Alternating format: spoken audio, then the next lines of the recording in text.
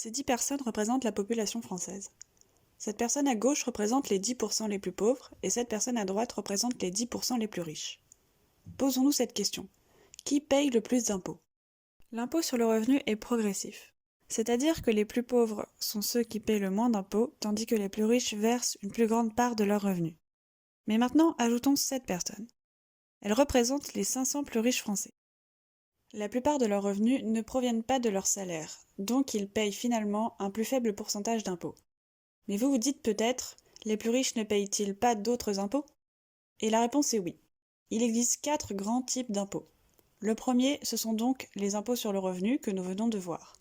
Maintenant, regardons un autre type d'impôt. Les impôts sur le capital. Ce sont les impôts que nous payons sur les choses que nous possédons.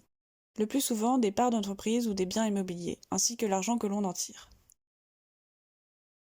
Ici, ce sont les plus riches qui payent le plus d'impôts puisqu'ils tendent à posséder plus de biens. Additionnons-les et on voit maintenant que la courbe est bien croissante. Regardons maintenant un troisième type d'impôt. Les impôts sur la consommation, qui comprennent principalement la TVA, la taxe sur la valeur ajoutée. Ce sont les taxes que nous payons à chaque fois que nous achetons des biens de consommation. Cette taxe peut varier pour certains produits, comme le tabac ou les produits de luxe, où elle est plus élevée.